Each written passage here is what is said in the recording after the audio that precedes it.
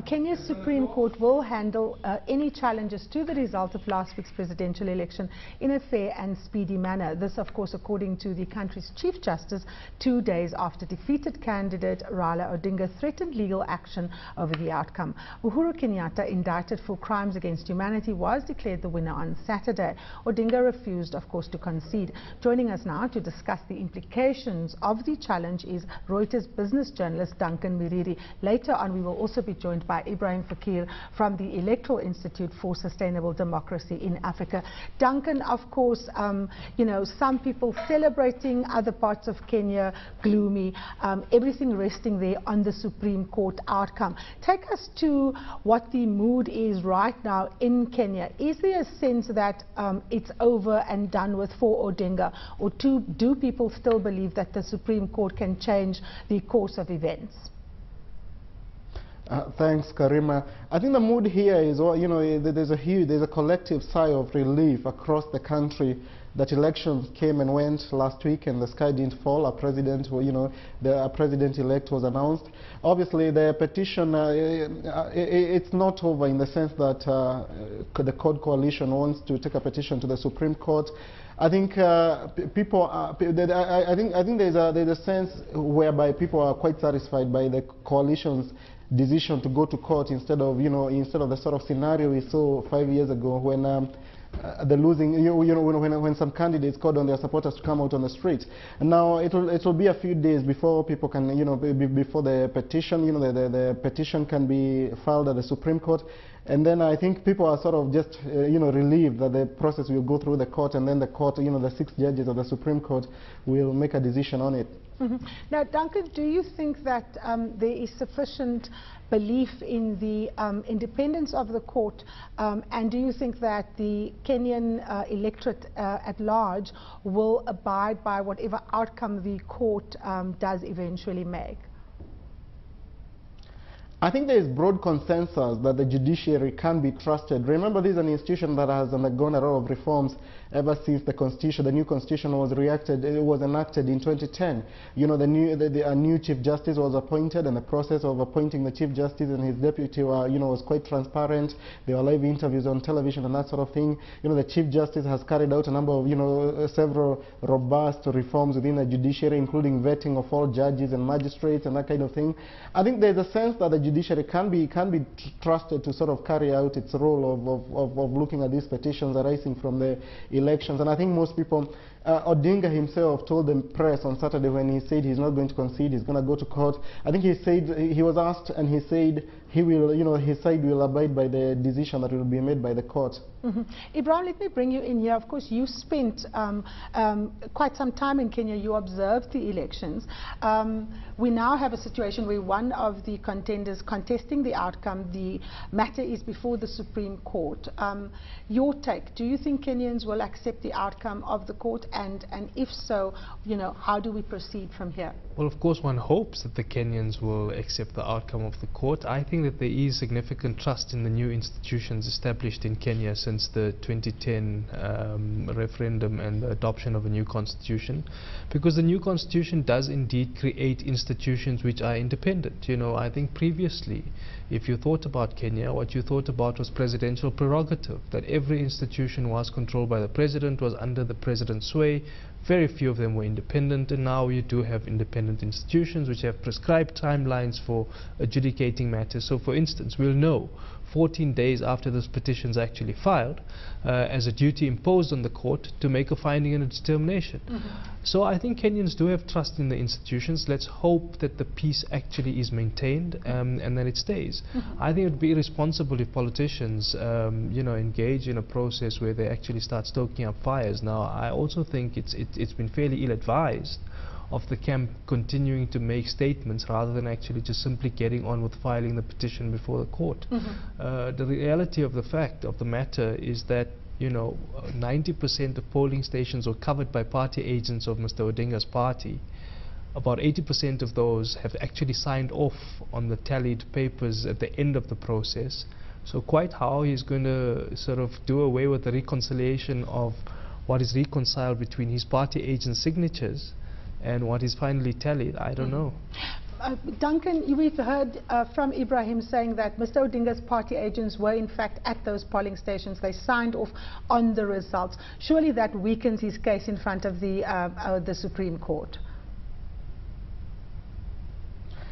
I think you're absolutely right. All parties were represented at these polling stations, and there was a bit of haggling, there was a bit of back and forth between the CORD coalition and the IEBC during the process of tallying last week.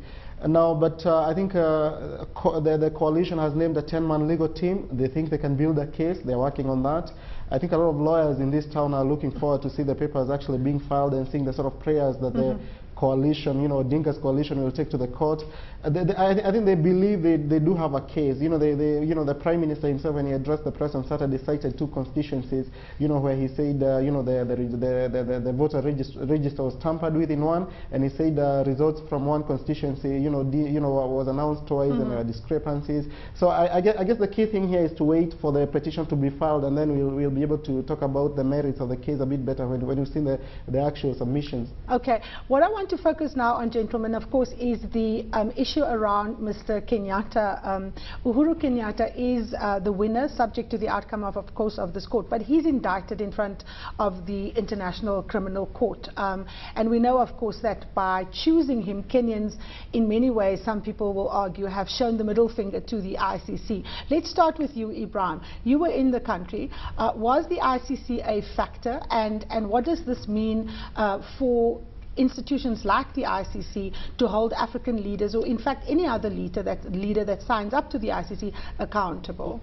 Karima, the ICC case colored the way in which the Kenyan election unfolded. Now, there's some people who said, well, it's a referendum on the ICC case. I'm not sure that I would go that far, because Kenyans weren't deciding on the ICC case. They were deciding who their president is. But it formed a part of the political campaign. Some people tried to stop Mr. Kenyatta from running. The Supreme Court had actually cleared him to run, thereby asserting the independence and the sovereignty of Kenya. So I think that was an important step. Now, I think where the real challenges are going to lie is in the governance challenge. The governance challenge is, here's a guy and a fellow who's going to have to appear before court in The Hague while also running the country. Now, you can't run a country via Skype. Even though technology does allow us to do things these days, but I'm not sure that's going to happen. But the important point is that I think Kenyans believe that they have the institutions which are going to run government. So it doesn't matter whether Mr. Kenyatta is around or not. They will in fact be run. But two significant issues. One is that the case against the head of the public service has been dropped earlier on today, as far as I know, and I suspect one of the witnesses is going to recant further, and the case may in fact well be dropped. Duncan, power is, or rather politics is as much about power as it is about perception. The perception that we have a president-elect who is also an indictee for crimes against humanity at a perceptional level is not good for Kenya. How is the Kenyan business community dealing with the choice of the Kenyan people, and how does it affect Kenya as a destination for investment? I think that question can be best addressed by the statement we had from the finance minister today.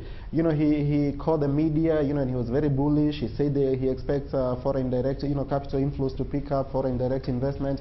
He also expects tourists to start flocking, to start coming back to the country. And indeed, he went as far as saying the country's economic growth will accelerate as a result of the fact that the country held peaceful polls, the sky didn't fall, there was no violence and that kind of thing.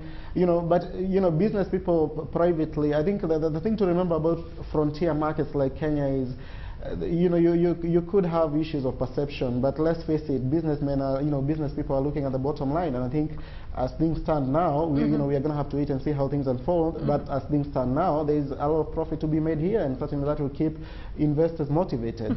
I want to come back to the issue of business, being the bottom line.